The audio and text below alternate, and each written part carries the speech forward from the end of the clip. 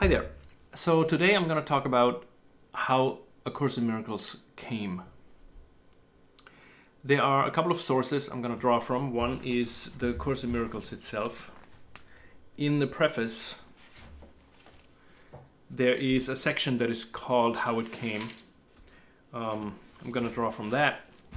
The other source I'm going to draw from is the book called Absence from Felicity, which is a book by Kenneth Wapnick that in very, very great detail describes how the Course in Miracles came about. This is mostly about Helen, but also a good deal about the relationship between Helen and Bill, Helen Schuckman and Bill Thetford, the two people that were the scribes of the Course. It goes into great detail, so if you're further interested in this, I would highly recommend this book. So, how it all started. It's really hard to find a beginning in this because, events in both of their lives have led them to a certain point where they met. And then it led to one instant in the summer of 1965 where Bill gave a speech to Helen telling her that he was tired of the competitive relationships that they had in their medical setting. They were both professors of clinical psychology at Columbia Presbyterian Medical Center in Manhattan. And it was a very toxic environment for them. It was very hard to get anything done. And the relationships there were riddled with conflict, elitist. They were very unhappy there. And one day that in the summer, Bill gave this speech to Helen and basically said, there must be another way of living in this world, of dealing with relationships. And Helen, to his surprise a little bit, that was a very passionate speech. And Helen, to his surprise, said, yes, I agree with you, and I want to find this way with you. This set in motion a time of about 3 months in which Helen had, for her, very uncommon daydream-like images coming to her. She was not a religious person per se. However, she had searched for God her whole life, basically. And through a couple of instances, she had given up her search for God and had become a ferocious research scientist. So now those highly symbolic images came to her, and she didn't know what to do with them. This is from Helen herself, from her autobiography. Psychologist, educator, conservative in theory and atheistic in belief, I was working in a prestigious and highly academic setting. And then something happened that triggered a chain of events I could never have predicted. The head of my department unexpectedly announced that he was tired of the angry and aggressive feelings our attitudes reflected and concluded that there must be another way. As if on cue, I agreed to help him find it. Apparently, this course is the other way. 3 startling months preceded the actual writing, during which time Bill suggested that I write down the highly symbolic dreams and descriptions of the strange images that were coming to me. Although I had grown more accustomed to the unexpected by that time, I was still very surprised when I wrote, "This is A Course in Miracles. Please take notes." This was the introduction to the voice. Now, in the 3 months prior to that October 21st, when she first had heard that "This is A Course in Miracles, please take notes," she had visions, and she had visions of Bill and her in past lives, even though she did not like at all the idea of past lives. It was very strange to her. And what also happened was a man showed up and helping her. And sometimes the man looked like Bill in Hawaiian shirts and very modern clothing, and she realized that this man was Jesus. Helen knew the Bible, but she, as I said, gave up her search for God, as it seemed completely, but this wasn't the end of the story, obviously. So this one night, this voice that she had become accustomed to over the last couple of months and recognized as Jesus, even though this made her extremely uncomfortable, said, "This is A Course in Miracles, please take notes." And she frantically called Bill and told him, listen, the voice, and she always called him the top sergeant. The top sergeant told me, "This is A Course in Miracles, please take notes. What shall I do? I think I'm losing my mind." And Bill said, the only logical thing, he said, "Write it down and come to the office in the morning and read it to me, and then we'll decide if it's garbage, we'll throw it out. If not, we'll deal with it." And basically that's what she did. The voice made no sound, but seemed to be giving me a kind of rapid inner dictation, which I took down in shorthand notebook. The writing was never automatic.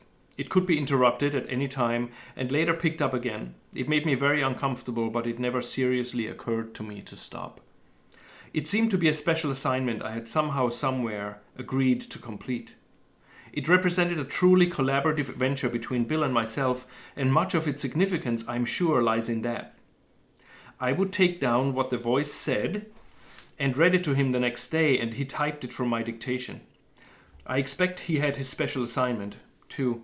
Without his encouragement and support, I would never have been able to fulfill mine. The whole process took about 7 years. The text came first, then the workbook for students, and finally the manual for teachers. Only a few minor changes have been made. Chapter titles and subheadings have been inserted in the text, and some of the more personal references that occurred at the beginning have been omitted. Otherwise, the material is substantially unchanged. So those 7 years were not easy for both of them, especially because both of their resistance as all of our students, all the students' resistance against the material. And I imagine if it would have been dictated to me, I would have been terrified, And she was a psychologist, so for her to hear a voice that very clearly, a very clear voice in her head, identifying itself as Jesus, was frightening to her, to say the very least. Here is from Absence from Felicity, a couple more paragraphs. I did not understand the calm but impressive authority with which the voice dictated. It is largely because of the strangely compelling nature of this authority that I immediately refer to the voice with a capital V. The particular combination of certainty, wisdom, gentleness, clarity, and patience that characterized the voice made that form of reference seem perfectly appropriate.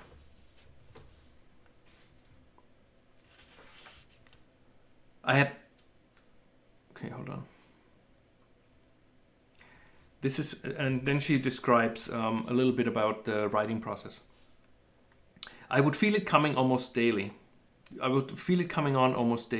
and sometimes more than once a day. The timing never conflicted with work or social activities, starting when I was reasonably free to write without interference. I wrote in shorthand in a notebook that I soon began to carry around with me, just in case. I could and very often did refuse to cooperate, but I became so acutely uncomfortable that I soon learned I would have no peace until I did. Even so, I maintained my right to refuse throughout, and not infrequently acted on it for some time. Sometimes I did not write for over a month, during which I merely became increasingly depressed. But there was never anything automatic about the writing. It always required my full conscious cooperation. Evenings turned out to be a favorite time for taking dictation. I objected bitterly to this and often went to bed defiantly without having written anything. But I could not sleep. And eventually I got up in some disgust and wrote as directed as the lesser of two evils. Sometimes I was so tired that I went back to bed and fell asleep after taking down only a few paragraphs. Then I would be impelled to continue before breakfast the next morning, perhaps finishing the section on my way to work or at odd moments between work pressures during the day. I never knew when I started a sentence how it would end, and the ideas came so rapidly that I had trouble keeping up with them, even in the system of shorthand symbols and abbreviations I had developed during many years of taking class notes and recording therapy sessions. The writing was highly interruptible. At the office, I could lay down the notebook to answer the telephone, talk to a patient, supervise a junior staff member, or attend to one of our numerous emergencies, returning to the writing without even checking back to see where I left off. At home, I could talk to Louis, her husband, chat with a friend, answer the telephone, or take a nap, picking up afterwards without disturbing the smooth flow of words in the slightest. It did not matter. It did not even matter whether I had stopped in the middle of a sentence or at the end of a paragraph. It was as if the voice merely waited until I came back and then started it again. I wrote with equal ease at home, in the office, on a park bench, or in a taxi, bus, or subway. The presence of other people did not interfere at all. When the time for writing came, external circumstances appeared to be irrelevant. There could be interruptions of hours, days, and occasionally even weeks without any loss in continuity.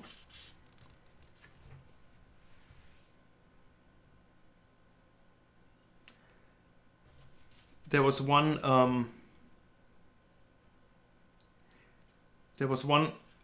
a couple of instances where she kind of questioned what she was doing, especially in the beginning. And she was asking Jesus about why he chose her. And it says here, "Why me?" I asked. "I'm not even religious.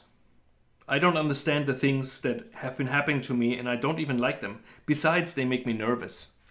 I'm just about as poor a choice as you could make."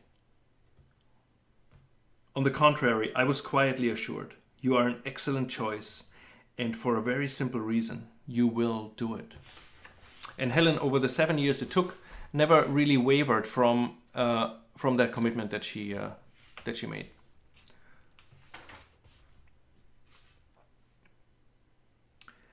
Two more paragraphs I find very interesting. One is when she writes what I just said, "Yet despite periods of open rebellion, it never seriously occurred to me to give it up." And then she writes, "I felt curiously transported as I wrote.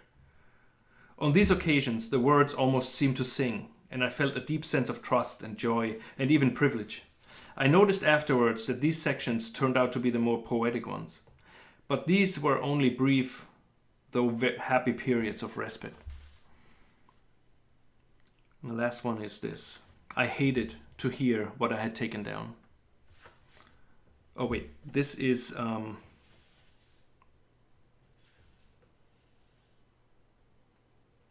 So another part where she says, "I hated to hear what I had taken down.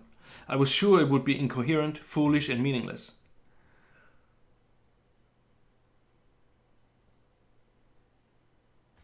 Hold on.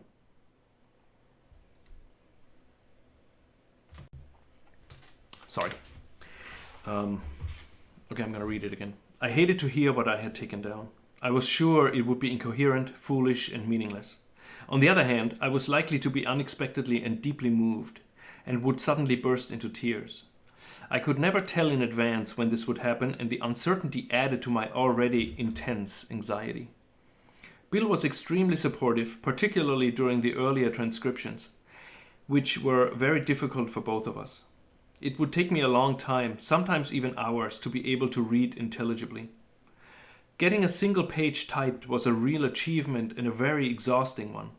I could hardly read the notes aloud at all. I began to stutter, a problem I had neither before nor since.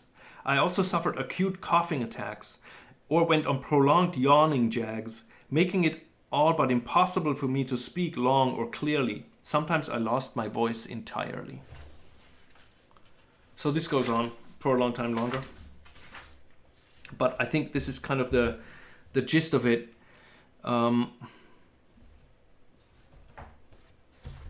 As a closing on this segment, I just wanted to read one of my favorite small paragraphs of the Course in the chapter 31 in the text. That paragraph is kind of the essence of the beauty of the language, because most of it was written, or a good chunk of it was written in iambic pentameters, Shakespeare's meter. And it's just so beautiful. The content is beautiful, and then you have this additional beauty in the language. And Helen realized many times that she could have never written this. She could have never thought of those concepts, and it's a 1,200 page book that she could have never conceived herself. So here's that paragraph.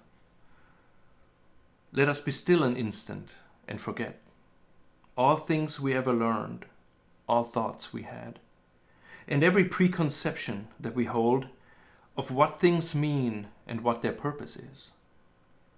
Let us remember not our own ideas of what the world is for, we do not know. Let every image held of everyone be loosened from our minds and swept away. There's a lot of pages after pages after pages that have those beautiful prose, and the language almost sings at times to you. That combined with the first person, that Jesus in the Course speaks in the first person, so he speaks to you directly.